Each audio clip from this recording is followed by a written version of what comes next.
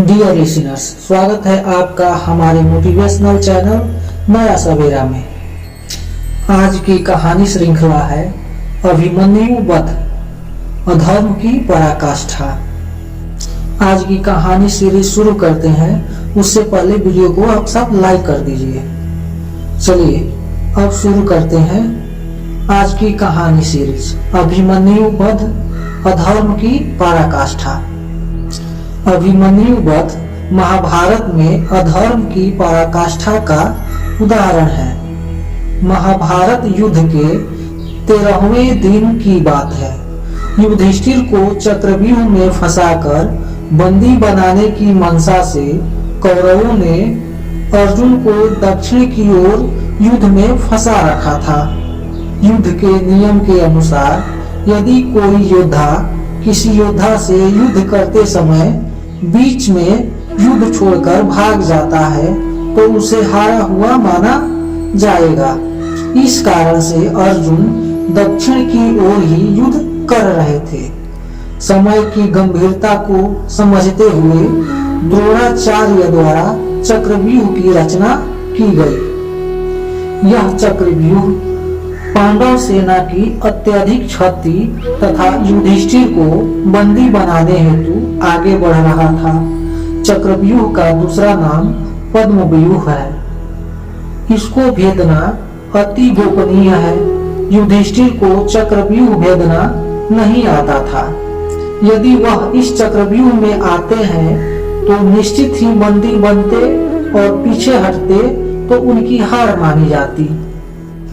महाभारत काल में चक्रव्यूह भेदने एवं उससे बाहर निकलने का पूर्ण ज्ञान केवल श्री कृष्ण, अर्जुन, द्रोणाचार्य एवं प्रद्युम्न श्री कृष्ण के पुत्र को था। इसके अलावा केवल अभिमन्यु ही ऐसे थे जो चक्रव्यूह में प्रवेश करना जानते थे। अपनी माता के गर्भ में रहते हुए तेजस्वी अभिमन्यु ने चक्रव्यूह भेदना सीखा था। जब अर्जुन अपनी गर्भवती पत्नी सुभद्रा को चक्रव्यूह भेदना समझा रहे थे, परंतु माता के बीच में सो जाने के कारण अभिमन्यु पूर्ण ज्ञान नहीं ले सके। चक्रव्यूह भेदना तो सीख लिया, परंतु बाहर निकलना नहीं सीख पाए। अर्जुन एवं सुभद्रा पुत्र अभिमन्यु एक कुशल योद्धा थे। अभिमन्यु को रौद्रधारी भी कहा जाता है, क्योंकि वह रौद्र नामक धनुष को धारण करते थे। यह धनुष उन्हें उनके ज्येष्ठ मामा बलराम से प्राप्त हुआ था। मूल रूप से यह धनुष महादेव का है। महादेव ने यह धनुष बलराम जी को दिया था। अपनी वीरता एवं दृढ़ता का परिचय देते हुए वीर अभिमन्यु ने महाराज युधिष्ठिर से चक्रव्यूह भेदने की आज्ञा मांगी। युधिष्ठिर ने अभिमन्यु को आज्ञा नहीं दी, परंतु दृढ़ एवं विवेकी अभिमन्यु यह जानते थे कि उसके अलावा वहां उपस्थित योद्धाओं में से कोई भी चक्रव्यूह को भेदना नहीं जानता था। वह यह भी जानते थे कि यदि युधिष्ठिर इस चक्रव्यूह में गए तो उनका बंदी बनना तय है। साथ ही युद्ध धर्म यहीं पर समाप्त हो जाएगा। धर्म की हार होगी और अधर्म की जीत हो जाएगी। कौरवों की कुटिलता एवं समय की गंभीरता को समझते हुए अभिमन्यु ने आप ही चक्रव्यूह में जाने का निर्णय लिया। उसके समय के आगे युधिष्ठिर भी हार गए। जब अभिमन्यु व्यूह में घुसे, जयद्रथ ने व्यूह का द्वार बंद कर दिया। वहीं युधिष्ठिर, भीम, नकुल, सहदेव अपने ससुर द्रुपद के साथ चक्रव्यूह में घुसने का प्रयास करते रह गए, परंतु व्यर्थ। व्यूह के बाहर उन्हें जयद्रथ जैसे कौरव पक्ष के योद्धाओं से युद्ध भी करना पड़ रहा था। जब रौद्रधारी अभिमन्यु ने चक्रव्यूह को भेदना शुरू किया, तब उसने किसी की प्रतीक्षा नहीं की। वीर सुभद्रा नंदन एक के बाद एक घेरे भेदते गए। रास्ते में आ रही कौरव सेना को ऐसे छलनी कर रहे थे मानो कोई माली घास काट रहा हो। अभिमन्यु युद्ध में एक छोटे बालक थे, परंतु अति श्रेष्ठ योद्धा। छठे घेरे को पार करते करते अभिमन्यु ने रुक्मार्ग, बृहदबाला, दुर्योधन के पुत्र लक्ष्मण, 6 परामर्शदाताओं, कर्ण के 7 पालक भाइयों, शल्य के पुत्र सहित कई योद्धाओं को मार डाला।